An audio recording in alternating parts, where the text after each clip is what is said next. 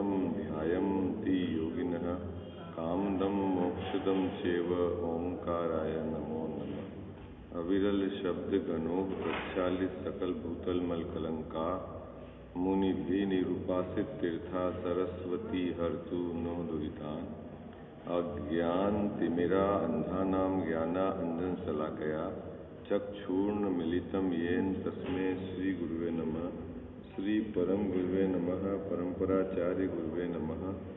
सकल कलुष विध्वंसकम श्रेयसाम परिवर्धकम धर्म संबंधकम भव्य जीव मन प्रतिबोधकारकम पुण्य प्रकाशकम पाप प्रणाशमिति इदम शास्त्रम श्री मोक्ष मार्ग प्रकाशक नाम दे। अस्य मूल ग्रंथ कर्ता रह श्री सर्वज्ञ देवा तद उत्तर ग्रंथ कर्ता रह श्री गणधर देवा प्रति गणधर देवा तेसाम वचना सामाध्य आचार्य कल्प पंडित टोडरमल जी द्वारा विरचित श्रोता रह सावधान तया शृण्वन्तु। मंगलम भगवान वीरो मंगलम गौतमो गणी मंगलम कुंद कुंदाद्यो जैन धर्मोस्तु मंगलम सर्व मंगल मांगल्यम सर्व कल्याण कारकम प्रधानम सर्वधर्मानां जैनम जयतु शासनम जैनम जयतु शासनम जैनम जयतु। नमः श्री समयसाराय स्वानुभूत्या चकासते चित्स्वभावाय भावाय सर्वभावान्तरे। मिथ्या भाव अभाव ते जो प्रगटे निज भाव सो जयवंत रहो सदा यही मोक्ष उपाय यही मोक्ष उपाय। सर्वज्ञ शासन जयवंत वर्ते निर्ग्रंथ शासन जयवंत वर्ते। हे यही भाव विच्छिन्न मन में रहता है सर्वज्ञ शासन जयवंत वर्ते निर्ग्रंथ शासन जयवंत वर्ते। जय बोलो देव शास्त्र गुरु की जय।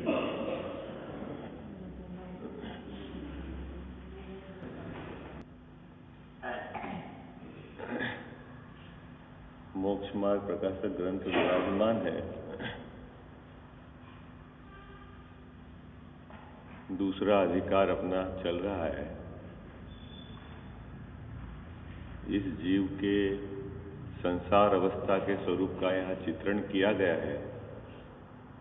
संसार में जीव कर्म से बंधा हुआ है और कर्म के निमित्त से इसकी नाना प्रकार की अवस्थाएं और नाना संयोग का मिलान होता है।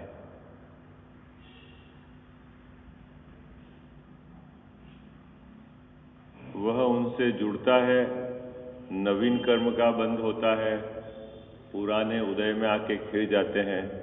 ऐसे इसका संसार परिभ्रमण अनादि से चल रहा है। क्योंकि यहाँ जो अपना विषय चल रहा है इसमें कर्म के कार्य उसको टोडरमल जी साहब ने बताया है। आत्मा के प्रदेश के साथ एक क्षेत्र अवगाही संबंध रखने वाले कर्म स्थिति तक उसी क्षेत्र में रहते हैं और उनका उदय आने पर आत्मा के अंदर क्या चेंजेस होते हैं और संयोगों में क्या चेंजेस होते हैं, इस बात की चर्चा यहाँ चल रही है। जीव अनादि से इस संसार में है। जब से जीव संसार में है तब से ये कर्म के साथ बंधा हुआ है। जब से ये संसार में है तब से कर्मों ने इसके स्वभाव का घात किया है और जब से ये संसार में है तब से इसके कैसी केवल ज्ञान की शक्ति पाई जाती है। ऐसे चार प्रकार की अनादि की सिद्धि टोडरमल जी साहब ने अभी तक जो अपना प्रकरण चला है उसमें करी है। क्या क्या सिद्ध करा है कि जीव अनादि से है, उसको कर्म का बंध भी अनादि से है और उसको अनादि से ही कर्म के बंध के मतलब कर्म के उदय के कारण स्वभाव का घात भी अनादि से हो रहा है और अनादि से उसमें वो शक्ति पाई जाती है कि यदि कर्म का निमित्त नहीं होवे तो वह केवल ज्ञान रूप परिणमित होवे। ये इतनी 4 बातें अपन ने पूर्व में अभी चर्चा कर ली है। ठीक है, घातिया कर्म के कार्य भी हमने समझ लिए हैं कि ज्ञानावरण और दर्शनावरण से जीव का जो स्वभाव ज्ञान दर्शन है उसकी पर्याय में व्यक्तता नहीं होती है, और ज्ञानावरण और दर्शनावरण के क्षयोपशम से उसकी किंचित पर्याय में ज्ञान दर्शन की व्यक्तता होती है। जो पर्याय में प्रकट ज्ञान दर्शन है वह जीव के स्वभाव का ही अंश है, लेकिन वह किंचित अन्य क्षयोपशम के अनुसार प्रकट है। मोहिनी कर्म के उदय से जो जीव के स्वभाव नहीं है, ऐसे मिथ्या श्रद्धान क्रोध मान माया लोभ का पर्याय में पाया जाना, पर्याय में प्रकट होते हैं। कर्म उनका जो प्रदेश है वह भिन्न है और आत्मा का प्रदेश भिन्न है, लेकिन क्रोध मान माया लोभ का प्रदेश और आत्मा का प्रदेश भिन्न नहीं है। क्रोध मान माया लोभ रूप परिणमित आत्मा स्वयं अपनी योग्यता से होता है, और उसको कहा है आत्मा की अशुद्ध उपादान की योग्यता, है ना। एक समय की पर्याय में पाए जाने वाले क्रोध मान माया लोभ वह स्वयं आत्मा उस रूप परिणमित होता है और उस समय मोहिनी कर्म का निमित्त पड़ता है। इतनी सब बातें अपनी पहले हो चुकी है नक्की। इसमें यहाँ तक किसी को कोई डाउट तो नहीं है? नहीं कोई डाउट, क्योंकि थोड़ा सा आप आगे बढ़ते जाएंगे तो विषय गाढ़ा होता जाएगा और वो अपने को बराबर बराबर समझ में आना चाहिए। क्या क्या बात अभी तक जो मैंने बात कही है सब अभी तक प्रकरण पूरा हो चुका है। क्या क्या प्रकरण हो चुका है? यहाँ जो विषय चल रहा है वो घातिया और अघातिया के कार्य चल रहे हैं। घाती कर्म का कार्य क्या है और अघाती कर्म का कार्य क्या है। तो घाती कर्म के नाम क्या क्या है? ज्ञानावरण, दर्शनावरण, मोहिनी और अंतराय। तो ज्ञानावरण का कार्य क्या है कि जीव का जो ज्ञान नाम का स्वभाव है उसको पर्याय में प्रकट नहीं होने देता है ना। ज्ञानावरण क्या करता है? जीव के जो ज्ञान स्वभाव है उसको पर्याय में प्रकट नहीं होने देता है। और दर्शनावरण क्या करता है कि जीव का जो दर्शन स्वभाव है उसको पर्याय में प्रकट नहीं होने देता है। और मोहिनी क्या करता है कि जीव का जो चारित्र, जो स्वभाव है उसको प्रकट न करके उसके विपरीत स्वभाव को प्रकट करता है। और जो वीर्य अंतराय क्या करता है कि जीव का जो वीर्य स्वभाव है उसको पर्याय में पूर्ण रूप से प्रकट नहीं होने देता है, और उनके क्षयोपशम के अनुसार आंशिक उनमें प्रकटता पाई जाती है। इतना ये पूरा प्रकरण अपना यहां तक चल गया। यहां तक तो किसी को डाउट नहीं है? क्लियर है? यहां तक तो सबको क्लियर है? ठीक है। अब जो काम अभी जो चर्चा चलेगी वह है अघातिया कर्म की चर्चा चलेगी। ठीक है, 4 घातिया कर्मों की अपन ने चर्चा कर ली है। अब अघातिया कर्म की चर्चा चलेगी, और अघातिया कर्म से क्या होता है यहां अभी टोडरमल साहब बताते हैं। देखो पेज नंबर 25 है ना, पहले का पैराग्राफ है, सबसे पहले वाला पैराग्राफ, अपन उसकी चर्चा करेंगे।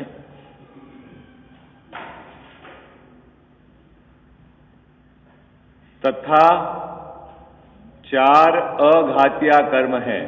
ठीक है, जो कर्म है आत्मा के प्रदेश के साथ एक क्षेत्र अवगाह संबंध है। जितनी स्थिति लिए हुए उतने समय तक तो कम से कम वो आत्मा के प्रदेश के साथ ही रहते हैं, और उनका निमित्त नैमित्तिक संबंध कार्य कारणपना बना रहता है। उन कर्मों में 2 तरह से विभाजन किया है। एक तो विभाजन किया है घातिया का, और दूसरा विभाजन किया है अघातिया का। घातिया के कार्य अपन समझ चुके हैं, अब अघातिया के कार्य की चर्चा चल रही है। तथा 4 अघातिया कर्म है। जैसे घातिया कर्म 4 थे वैसे ही अघातिया कर्म भी कितने हैं? 4 हैं। ठीक है, उनके निमित्त से, किनके निमित्त से? अघातिया कर्म के निमित्त से इस आत्मा को, किस आत्मा को? मेरे को, है ना। किसको? मेरे को। बाह्य, बाह्य मतलब आत्मा के प्रदेश से बाहर। भाई क्या समझना है यहां पर बाबू जी? क्या ये थोड़ा सा कठिन है। घातिया कर्म में क्या था बाबूजी? ज्ञान की प्रगटपना नहीं होने देता था, और ज्ञानावरण के क्षयोपशम से ज्ञान की आंशिक व्यक्तता थी, लेकिन वो जो ज्ञान की आंशिक व्यक्तता थी वो कहां थी? आत्मा के प्रदेश में थी। आई बात समझ में? जो दर्शन से, दर्शनावरणी के क्षयोपशम से जो दर्शन प्रकट था, ठीक है वो पूरा केवल दर्शन प्रकट नहीं था, जो भी दर्शन प्रकट था, लेकिन वो कहां था? आत्मा के प्रदेश में। और मोहिनी कर्म के उदय से जीव के स्वभाव की व्यक्तता नहीं थी, और जो जीव का स्वभाव नहीं है उसकी व्यक्तता थी, लेकिन कहां व्यक्तता थी? क्रोधमान मायालोक की आत्मा के प्रदेश में। आई बात समझ में? ये सब जो घातिया कर्म का जो निमित्त, घातिया कर्म तो है निमित्त, और नैमित्तिक जहां भी घटे रहा है वह जीव की पर्याय में, जीव के प्रदेश के साथ, तो इसीलिए वहां बाह्य शब्द नहीं लगाया। लेकिन अघातिया कर्म का निमित्त कहां पड़ता है? कि जहां आत्मा है ही नहीं। आप पकड़ में आ गई बाबू? अघातिया का कहां निमित्त पड़ता है? जहां आत्मा है ही नहीं, आत्मा का प्रदेश है ही नहीं। हाँ बिल्कुल, इसलिए यह शब्द लिया है बाह्य सामग्री का है। अब बाह्य सामग्री में क्या क्या है? तो बाह्य सामग्री में चलो, आत्मा के बाह्य में सबसे निकट का साथी है शरीर। फिर शरीर के अंदर जो अवस्थाएं बनती है, जिसको ये जीव अनुकूल और प्रतिकूल के आधार से बोलता है, अच्छी है और बुरी है। फिर शरीर के साथ रहने वाले जो सामग्री है, मकान, गाड़ी, बाड़ी, गहना, जो अनुकूल है प्रतिकूल है वह, फिर किस क्षेत्र में किस गति में गया वह, कौन से गोत्र में उत्पन्न हुआ वह, ठीक है ये, और फिर शरीर की आकृति कैसी है वह, ये सब जो एक्टिविटी है यहां आत्मा के प्रदेश का कोई लेना देना ही नहीं है। बात पकड़ में आ गई आपको? जो चार अघातिया कर्म है उनसे क्या चीज मिलती है? तो यहां टोडरमल साहब कह रहे हैं कि बाह्य सामग्री। बाह्य सामग्री मतलब क्या? कि जिसका आत्मा के साथ सीधा अने प्रदेश की भिन्नता, अभिन्नता का संबंध नहीं है, ये बात कह रहे हैं, ठीक है। उनके निमित्त से, किनके निमित्त से? अघातिया कर्मों के निमित्त से इस आत्मा को अने मुझको बाह्य सामग्री का संबंध बनता है। संबंध की क्या बात हुई बाबूजी? संबंध अपन पहले चर्चा कर चुके हैं ना। क्या संबंध? निमित्त नैमित्तिक संबंध। और संबंध मतलब कि उसका रहना और मेरा रहना दोनों का प्रदेश अलग अलग है, पर रहना साथ में है, इसको कह देते संबंध। कहीं एक क्षेत्र अवगा का संबंध है और कभी एक क्षेत्र से बाहर का भी संबंध। देखो शरीर का संबंध कैसा है? एक क्षेत्र के बाहर का, एक क्षेत्र अवगा संबंध, और मकान का संबंध बाहर का संबंध, ठीक है। और ये कपड़े का संबंध बाहर का संबंध, और पत्नी बच्चों का संबंध बाहर का संबंध, तो वो एक क्षेत्र से बाहर का संबंध है, और शरीर का संबंध एक क्षेत्र। लेकिन दोनों में आत्मा का प्रदेश तो सदैव भिन्न है। आई बात समझ में? बराबर भिन्न है, सदैव भिन्न है।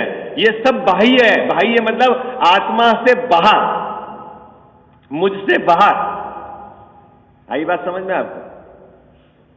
अब बाहर में बंटवारा है चार कर्मों का। हिम्मत भाई बात पकड़ में आ गई? ये अघातिया कर्म जो भी सामग्री का संयोग कराते हैं वह सामग्री आत्मा के प्रदेश से बाहर है, ठीक है। आत्मा मतलब मेरे प्रदेश से बाहर है, और मेरा जो साम्राज्य कहां तक है? मेरे प्रदेशों में है, उसके बाहर तो नहीं। लेकिन इसमें भी बहुत कॉम्प्लिकेसी है। क्या कॉम्प्लिकेसी है? देखो यहां टोडरमल साहब ने ये बात कही है। क्या कहते हैं? वहां वेदनी से तो शरीर में अथवा शरीर से बाह्य नाना प्रकार सुख दुख के कारण पर द्रव्यों का संयोग जुड़ता है। वेदनी कर्म क्या करता है कि शरीर की अवस्थाओं में और शरीर के बाहर के जो परद्रव्यों में सुख दुख के कारण की जो जिनमें निमित्त पड़ता है ऐसे सामग्री को मिलाता है और बिछुड़ाता है। अभी सर्दी अच्छी लग रही है कि बुरी लग रही है? अरे बोलो हाजी या नाजी है बाबू जी? हाँ हाँ, वो अपन अभी समझेंगे आगे। दुखी तो आत्मा ही होता है। वो मोह कर्म के अंदर है, वो उसमें सब बात है। जो दुखी होता है वो आत्मा होता है, और वो आत्मा की पर्याय में ही दुख है ना। और वो दुख का नाम है क्रोध मान माया लोभ, ठीक है। और वो आत्मा का स्वभाव नहीं है, और उसकी व्यक्तता मोहनी के कारण होती है। ये सब अपन ने अभी चर्चा घातिया कर्म में कर ली। अभी तो यहां कह रहे हैं कि जो सामग्री मिलना, अभी जैसे कि तेज ठंड का गिरना, ठीक है बाबू जी, तेज ठंड का गिरना, और यहां में अपन बैठे हुए 50 लोगों में से 45 लोग यदि इससे दुखी हैं और 5 लोग इस अच्छा फील कर रहे हैं, ठीक है, तो 45 के तो क्या उदय चल रहा है? अरे बोलो ना, कैसा चल रहा है बाबू जी 45 का? तो ऐसा तो बोलोगे क्या क्या प्रॉब्लम है? अरे बहुत ठंड गिर रही है। तो ये जो ठंड है ये शरीर में है नहीं, शरीर के बाहर जो परद्रव्य उसका संयोग करा रहा है, ठीक है।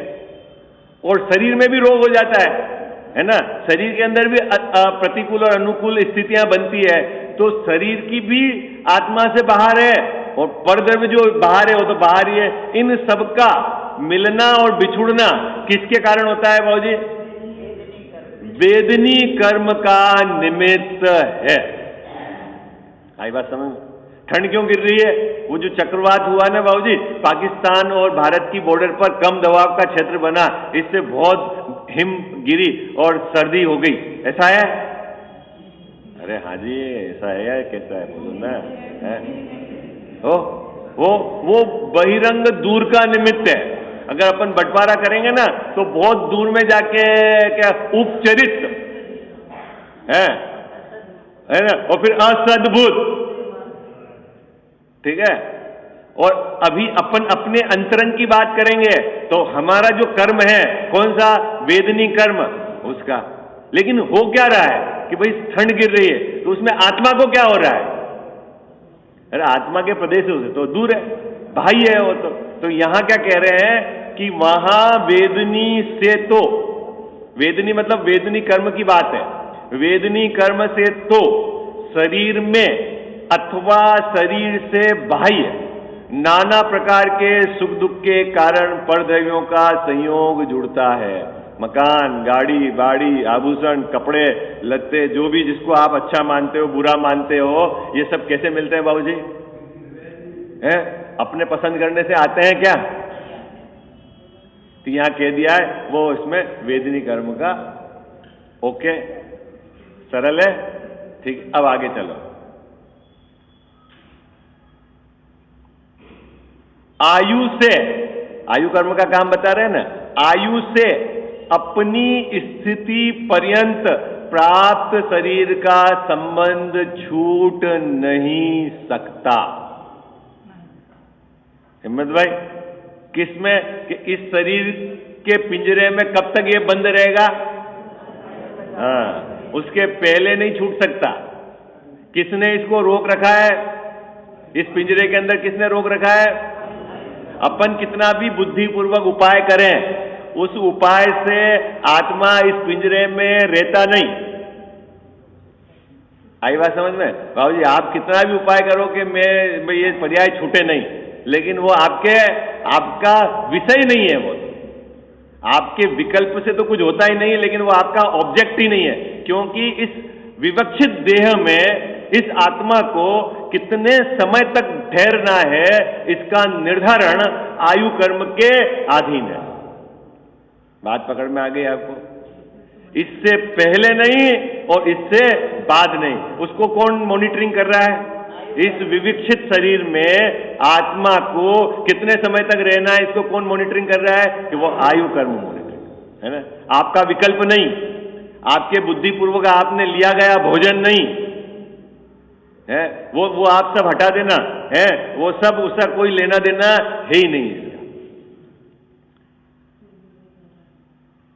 चलो, एक भाई हमारे अभी मिले, वो बोले साहब मैं जब यहाँ रहता था उदयपुर में तो मेरे को बहुत एलर्जी थी और मैं अभी वहाँ चला गया हूँ, क्या बोलते हैं, मेघालय, दार्जिलिंग, वो उधर, तो बोले मेरी एलर्जी ऑटोमेटिक समाप्त हो गई। बोले यहाँ का क्लाइमेट बहुत बेकार है। क्या बेकार है बाबू जी? क्लाइमेट बहुत बेकार है। बोले यहाँ पे बड़ी समस्या है। बोले मेरे को वो इनहेलर लेने पड़ते थे, अस्थमा की प्रॉब्लम थी, तो बोले वहाँ जाता हूँ तो इनहेलर नहीं लेने पड़ते हैं। तो कौन इनहेलर का कैसी व्यवस्था बैठ रही बाबू जी वहाँ पर, इनहेलर लेना और नहीं लेना? अरे ये सब वेदनी कर्म के आधार से है। आई बात समझ में? अपन आरोप लगाते हैं बाहर के दूर के निमित्तों पर, उससे ऊपर हमारे विचार ही नहीं चलता। चलो, शरीर में कितने समय तक रहेंगे अपन? हैं? आयु है, अपनी बुद्धि से रहेंगे, अपने चाहने से रहेंगे, अपने नहीं चाहने से चले जाएंगे? नहीं ना। ये तो सब कौन मॉनिटरिंग कर रहा है इसको? आयु कर। ठीक। नाम से गति, जाति और शरीर आदि उत्पन्न होते हैं। इसमें तो इसका कुछ चलता ही नहीं दिमाग है। या मनुष्य गति में आया तो कौन ने भेजा? हिम्मत भाई, किसके यहाँ पे पैदा हुआ? शरीर की आकृति कैसी होनी चाहिए? इसकी तो चॉइस ही खत्म हो गई है। तो ये तो सब कौन मॉनिटरिंग कर रहा है? ये तो नाम कर्म है। शरीर में कितनी हड्डियों में कितनी ताकत होनी चाहिए? नहीं, कितना कैल्शियम लेवे अपन? आजकल तो पागल बना दिया ना डॉक्टरों ने। नहीं, ये कैल्शियम, ये आयरन, ये मिनरल्स है, कौन मेंटेन करता है क्या बॉडी के अंदर कैल्शियम, आयरन, मिनरल है? अरे नाम कर्म है, सहनन उसके आधार से चलता है। ये जो आप प्रैक्टिकल देखना, अपन तो बिल्कुल सोच समझ के दूध कौन सा बढ़िया लेवे, A2 मिल्क नहीं, 80 रुपए का हो या 150 रुपए का हो, A2 मिल्क लेना है तो वो क्या है, शरीर में पूरा कैल्शियम रहेगा। लेकिन आपको पता है ये जो ये हेमाल नहीं रहते गाड़ी भरने वाले, वो कौन सा A2 B2 मिल्क पीते हैं भाई? अरे बोलो ना है। और उनके शरीर का, अरे वहां पे भी बंटवारा करेंगे, किसी का सहनन बहुत अच्छा है, किसी का सहनन है। ये तो क्या किसके आधार से चल रहा है बाबू जी? सहनन नाम कर्म के आधार, अपनी बुद्धि से। और अपन परेशान 24 घंटे किसके लिए है?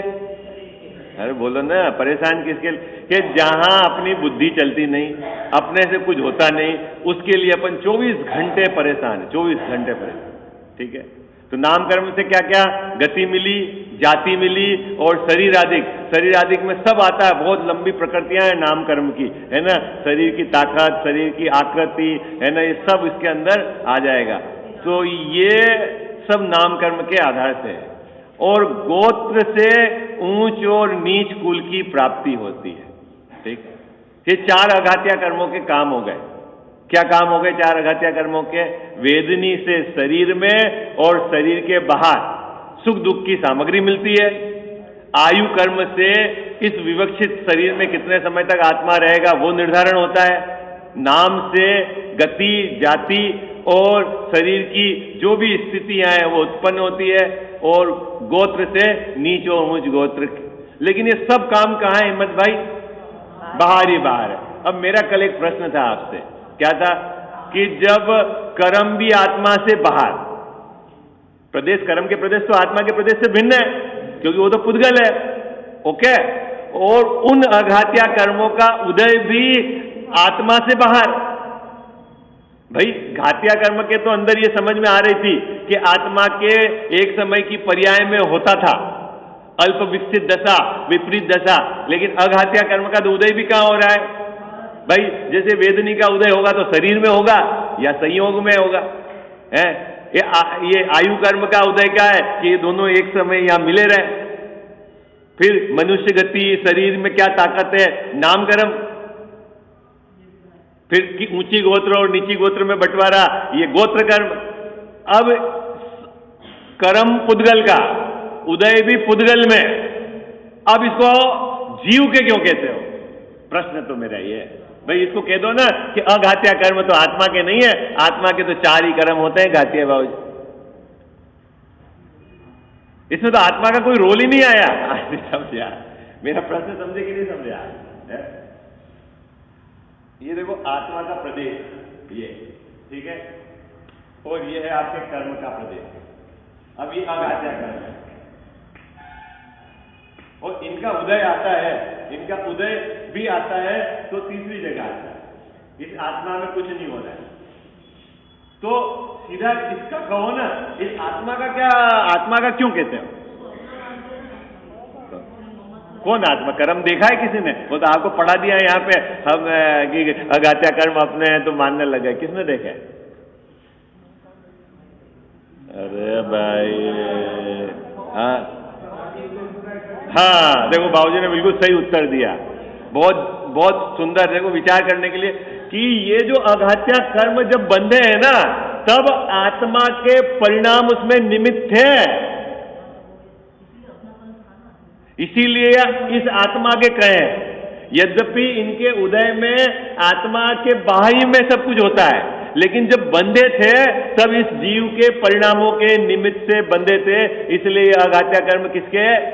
जीव के। अरे मेरे जो अघात्या कर्म का बंध हुआ वो किससे हुआ बाबूजी? मेरे परिणामों के निमित्त से। तो जो भी अभी बाहर में मेरे को जो भी सामग्री संयोग मिल रही है उसमें पूरा का पूरा यदि कोई गलती है, कोई कारण है, तो वो क्या है? मेरा है। आई बात समझ में? अपन परेशान किससे है बोलो? है किससे? बच्चा कहना नहीं मानता, आजीविका सही नहीं है, किस देश में हम पैदा हो गए, क्या है, पड़ोसी कैसा मिल गया, क्या शरीर ऐसा है, सामग्री में तो सब, ये गेहूं में और इसमें सब में तो केमिकल ही आ रहा है, दवाई छिटकी हुई है, शुद्ध मिलता ही नहीं है। ये सब किसकी परेशानी है हिम्मत भाई? अरे बोलो ना, है किसकी परेशानी है? कौन ये देश की व्यवस्था गड़बड़ कर दी? सब किसने कर दी? मोदी जी ने कर दी? किसने कर दी? अरे बोलो। हाँ जी, कौन थे? मनमोहन सिंह जी ने कर दी। किसने कर दी व्यवस्था गड़बड़? अरे जो भी मिलेगा आपको बाहर में, अपने स्वयं के द्वारा पूर्व में उपार्जित किए गए कर्म का फल ही मिलेगा। आई बात समझ में? उससे कुछ नया नहीं मिलेगा आपको, है? सबने साथ में बांधोगे तो एक साथ ही मिलेगा। सब अभी यहां बैठ के हंसी करोगे, बांधोगे तो उदय भी अगर सबके, अगर स्थिति सबकी सिमिलर रही, उदय एक साथ आई। इसलिए तो आप देखो हजारों लोग एक साथ मरते क्यों हैं? सबको एक साथ दुख क्यों? अभी मान लो ज्वालामुखी फूटी तो उस एरिया के सभी लोगों को दुख एक साथ, लावा फूटा तो एक साथ। ये तो अपन को मनुष्यों में दिखता है, और वहां जानवरों में भी देखो एक साथ मौसम चेंज होता है तो सबके सब बांधा। एक परिणामों में सिमिलर पिक्चर देखते हो आप, कितने जने एक साथ पिक्चर देखते हो? अरे बोलो ना, फिल्म थिएटर में गए तो कितने लोग पिक्चर देखते हैं एक साथ? है 1000, और टीवी पे आ रहा हो तो है पूरा देश। और फिर वहां अगर पाकिस्तान के किसी आदमी की पिटाई हो रही हो, हाँ मजा आ गया। कितने को मजा आ गया बाबूजी? जितने देख रहे थे सबको मजा आ गया। तो सबके परिणामों का कुछ तो फल पड़ेगा। अरे हाँ जी, है ना जी, है? बस फिर वैसी स्थिति और वैसा फल, उसमें कहां जाएगा? ये तो बिल्कुल सीधा है काम। तो यहां तक बात समझ में आ गई। इसको आत्मा के क्यों कहते हैं? भले ही इनके उदय में बाह्य में सामग्री मिलती है, लेकिन बंध के समय इस आत्मा के भाव का निमित्त पड़ा था, इसलिए यह अघात्या कर्म किसके हैं? ओके, ठीक है, चले आगे। अब इस प्रकार अघात्या कर्मों से बाह्य सामग्री एकत्रित होती है, उसके द्वारा मोह उदय का सहकार होने पर जीव सुखी दुखी होता है। देखो सामग्री से सुखी दुखी नहीं होता। क्या टोडरमल जी साहब क्या कह रहे हैं? सामग्री तो अघात्या कर्म मिलाता है, लेकिन मोह का सहकार, मोहनी कर्म का सहकार होने पर, अरे ये तो मेरे को इन्होंने क्या दे दिया बाबूजी, 20 रुपए का दे दिया, नहीं होता है। सीख ब्याई जी को सीख दे दी मान लो 200-500 रुपए की, तो ब्याई जी कितने समय तक परेशान है? अरे बोलो ना, कितने समय के सहकार। आई बात समझ में? है ना? 2 बच्चों का बंटवारा हुआ हिम्मत भैया, दोनों को 20-20 लाख रुपए तो पिताजी ने दिए ही, लेकिन किसी को 25 दे दिए तो उसको 20 दिए उसका सुख लगता है कि 5 कम दिए उसका दुख लगता है? और पिताजी कितनी भी होशियारी कर ले, बराबर ही बांट सकते हैं क्या? तो बराबर पुण्य ही नहीं है दोनों का बराबर, तो बराबर कैसे बांटेंगे बाबूजी बताओ? 2 पुत्रों के उदय न्यारे न्यारे हैं दोनों के, तो पिताजी की बुद्धि से क्या होने वाला है? लेकिन पिताजी के अपयश का उदय होगा तो आप 1 करोड़ छोड़ के 100 करोड़ दो तो वो क्या करेगा? ये नालायक है पिताजी। नहीं, आपको देखो ना, रेमंड्स के मालिक को बाहर बिठा दिया, करोड़ों की संपत्ति, बोले बाहर रहो, क्या करना? नहीं, तो कौन व्यवस्था बना रहा है ये सब बाहर की? ये है अघात्या कर्म के। लेकिन दुखी कैसे होता है जीव? और बाहरी सामग्री से दुखी नहीं है, मोह का सहकार, जीव की अज्ञानता, जीव का मिथ्या कर्तृत्व, जीव सोचता है कि मैं व्यवस्था जुटा दूंगा, ऐसा जो इसको अंतरंग में बाहरी द्रव्य के परिणमन का जो अंदर में कर्ता भाव चलता है वो उसको परेशान करता है। कौन परेशान कर रहा है बाबूजी अपने को? अपन सुखी दुखी कैसे हो रहे हैं? मोह का सहकार है, ये है इसको जीव को दुखी करने का। बाकी अघात्या कर्म की ताकत नहीं। क्या बाबूजी? अघात्या कर्म की ताकत नहीं कि जीव को दुखी कर। कोई है आपके पास उदाहरण ऐसा कि अघात्या कर्म का उदय है और जीव पूरा का पूरा सुखी है? बोलो, कोई है उदाहरण? ये हमारे अरहंत भगवान है, कैसे सुखी हैं? पूरे के पूरे सुखी हैं, और अघात्या कर्म का चल रहा है। तो आप कहोगे साहब उनके तो सब पुण्य पुण्य प्रकृति का उदय चल रहा है, चक्कर में मत रहना। आई बात समझ में? उनके पाप प्रकृतियों का भी उदय होता है। कर्णान्योग की अगर सूक्ष्मता से बात करेंगे आई बात समझ में उनके? हाँ, लेकिन सुखी कितने हैं बाबूजी? पूरे पूरे जैसे सिद्ध भगवान सुखी हैं वैसे के वैसे अरहंत भगवान पूरे के पूरे सुखी हैं। इसका मतलब यह है कि बाहर के अघात्या कर्म से जो मिलने वाली सामग्री तब तक आपको दुखी नहीं कर सकती जब तक आपका मोह का सहकार नहीं। अपन को क्या करना है अब अपने को बाबूजी? जब कभी भी हम सुखी दुखी होते हैं तो बाहर की सामग्री पे आरोप नहीं लगाना। क्या करना है? सुखी दुखी होते हैं तो बाहरी सामग्री पे आरोप नहीं लगाना। ये काम कर लोगे आप? अरे इज इट सरल है काम? इतनी तो पढ़ाई आज की पक्की कर लो आप। क्या पक्की करनी पड़ेगी अपने को? जब भी मैं सुखी दुखी हो रहा हूं तो किसके कारण हो रहा हूं? अरे बोलो ना, तेज आवाज में तो बोल दो। मेरे अज्ञानता के कारण, मेरे मोह के कारण बाहर वाला मेरे को सुखी दुखी करने में समर्थ नहीं है। बोलो, ये बात आप सब को पक्की हो गई? अरे हाजी या नाजी बोलो ना, पक्की हो गई कि नहीं हुई है? पक्की हो गई हो तो एक भी जना आप बाहर में आरोप मत लगाना किसी पे। पक्की हुई कि नहीं हुई? अरे बोलो ना हाजी या नाजी, क्या चक्कर हो गया है?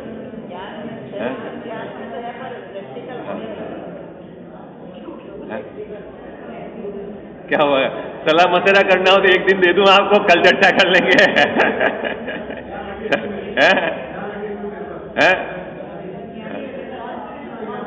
देखो बाबूजी, एक्चुअली मैं आपको बताता हूं अभ्यास किसको कहते हैं। अपन ने अभ्यास इसको पढ़ना, याद करना, इसको मान रखा है, ये अभ्यास है ही नहीं। ये अपना श्रद्धान चारों तरफ से इस तरह का डेवलप होगा। अपनी पूर्णता का विश्वास, अपनी स्वाधीनता का विश्वास, परद्रव्य के स्वतंत्र परिणमन का विश्वास, परद्रव्य में मैं कुछ कर नहीं सकता इसका विश्वास, उदय अनुसार बाहर के संयोग मिलते हैं उसका विश्वास, मैं परम पवित्र शुद्ध तत्व हूं इसका, ऐसा सांगोपांग अभ्यास करके यदि हमारा अंदर का विश्वास डेवलप नहीं होता है तब तक हमारा अभ्यास कमजोर है। ऐसा नहीं है कि सिर्फ ये पढ़ के कुछ बोल दिया उससे हम कोई धर्मात्मा हो गए, बिल्कुल नहीं है। ये बारंबार बारंबार बारंबार विचार करके अंदर में ये बात नक्की करनी है अपने। ये है अभ्यास। अपन बोलते हैं अरे ये तो हमारे ये ग्रंथ भी पूरा हो गया, ये भी पूरा हो गया, ये भी पूरा हो गया, इसकी भी परीक्षा दे दी, इसके भी, अरे वो नहीं, अभ्यास तो असल ये है। आप अभी अभ्यास करो, आज से करो कि जगत में कोई भी परद्रव्य मेरे को दुख रूप दिखे नहीं और किसी बाहरी द्रव्य का परिणमन में कर सकता नहीं, ऐसा विश्वास आ जाए आप। बोलो, इसके लिए कितनी बार चिंतन करना पड़े, भले 24 घंटे चिंतन करना पड़े, लेकिन जिस समय आपका विश्वास आ जाए आपको, तो समझ लेना कि आप अपना अभ्यास सफल है। ये तो हमारा पुरुषार्थ है? अरे हाँ, तो बस कैसे होगा उस भाई 22वीं सीढ़ी में सम्यक दर्शन है, तो पहले से चढ़ोगे तो सही ना, पहले विचार होगा, विचार के बाद अंदर अंदर श्रद्धान होगा, तो अब सम्यक दर्शन करना है कि नहीं करना है, कि सिर्फ पढ़ना ही पढ़ना है अपने को, यूं बतावा है, करना है कि नहीं करना है बाबू? हाँ, तो वो कैसे होगा? ये अंतरंग के अभ्यास से होगा। और असल में यही धर्म है, यही पुरुषार्थ है इस भूमिका का। अपन ने बहुत सारी चीजें मान रखी, कोई ने यात्रा में, कोई ने दान में, कोई ने जिम्मा दिया, किसी के कहीं वो हो गया, अरे ये बहुत दूर है, अपनी दिशा ही दूर है। जिधर का चिंतन, जिधर की धारा चलनी चाहिए वो इधर है, और हमारी जितनी एक्टिविटी धर्म के नाम पे चल रही है वो इधर है। इसलिए हमारे को हाथ में कुछ नहीं लग रहा है, 50-50 बरस हो गए। विशेष चर्चा पर कल करें, इसमें बहुत सुंदर बात है।